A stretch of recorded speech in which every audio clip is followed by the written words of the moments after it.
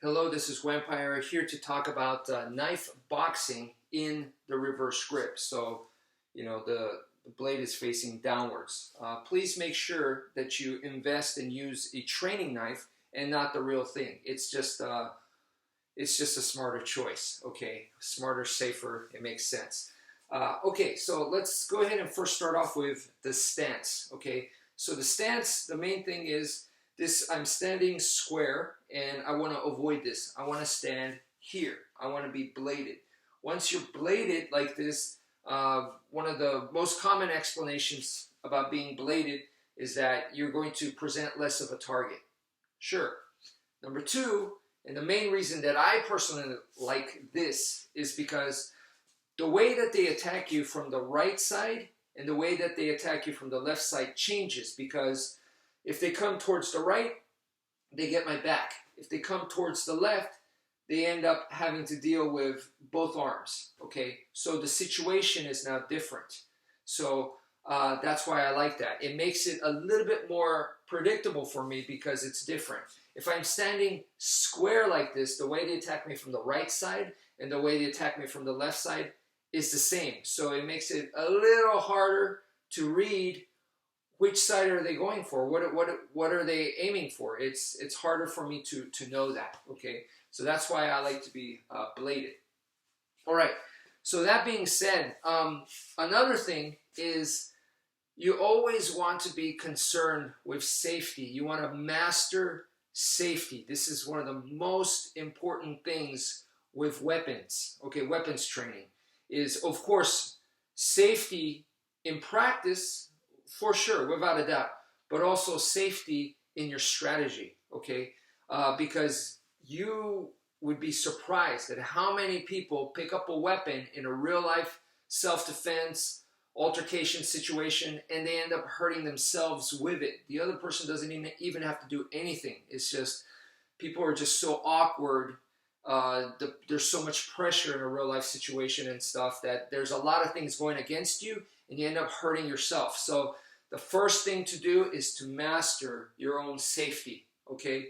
And in order to do that, one of the things that I recommend is, rather than having the knife up here, I recommend having the knife down here.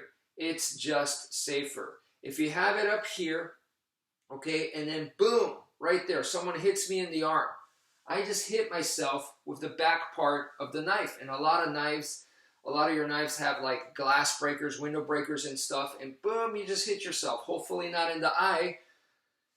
That's really not going to help your situation, okay? So if you're holding the knife in this grip and boom, you get hit in the arm, it could be a lot worse. So the idea here is to avoid all that, and let's just keep your arms down here, and it is just safer. So that's super, super important to me. Okay, so from right here, one of the things that we can do is just poke. Poke. So notice my arm comes here, and I'm just poking forwards. So it is now on a horizontal line. Boom, boom. And you see how this hand can be the backup right here? So I could use it to assist. Boom, right here. Boom. And when we assist, we create kind of like a wedge with our forearms. So if anything hits our forearms, we can kind of glance it off. So boom, boom, boom. Okay.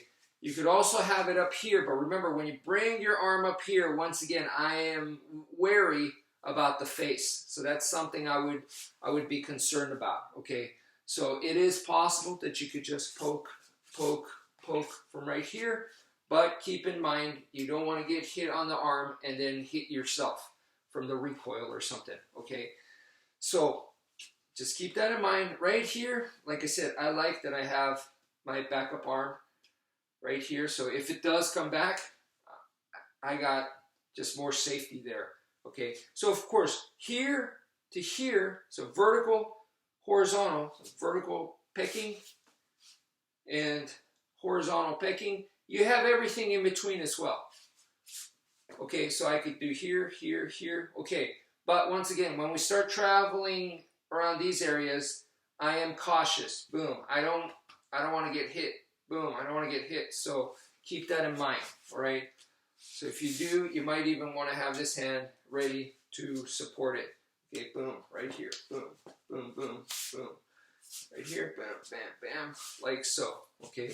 So now, let's talk about the hook, right? The hook. Notice by the way, the blade side is to the front here. It's not like this, where the blade side is over here. Why would I bring the blade to the back here? Well, one is concealment, okay, make it difficult for them to see. The other is if I'm worried that they're trying to take this away from me. I feel that they're aggressively trying to take it away. Maybe they got a t-shirt wrapped around on their arms and stuff, and they got a jacket or something, and they're made it obvious to me that they're trying to neutralize or take out my weapon here. So in that case, I may bring it back here, make it harder for them to get to it, okay? But under normal circumstances, in the Filipino martial arts, we have the weapon side to the front, okay? So because we want the weapon to attack and we want the weapon to also defend, all right? So I don't want to go flesh to flesh or flesh to whatever they got. So I want weapon to their flesh or weapon to their weapon, okay? So that's why the weapon side is to the front rather than to the back, okay? So from here, the hook, which is done in boxing, is now, I feel like the hook works very well with this stance, works very well with this grip. So you're just gonna bring it, boom, like this, okay? Boom, like so, boom. And notice that the palm is down. In boxing, some people also teach this one. This was taught to me. The main difference that it was taught to me was that this kind of hook, the broomstick, is for longer range, and then this one is for shorter range. From what I've seen, it seems like Don the Dragon Wilson and Remy Bonyaski, they prefer this one, okay? And one of the reasons Don the Dragon Wilson was saying was, if you come out this way, he says, you kind of tend to use more arm muscle rather than technique. So that was his explanation. In this case, obviously, I think you see the blade is face down here. If you do the palm down hook, I mean, it goes right into a cut. So it just seems to work. Okay, so that's pretty self-explanatory. Next is the uppercut, right? So for the uppercut, if you've been training in boxing, it's natural for you to turn your wrist, boom, boom. But in this case, it's better if you don't. It's better if you just go boom, boom, like this. You just keep your wrist locked and you just go 1, 2, 3, boom, boom. This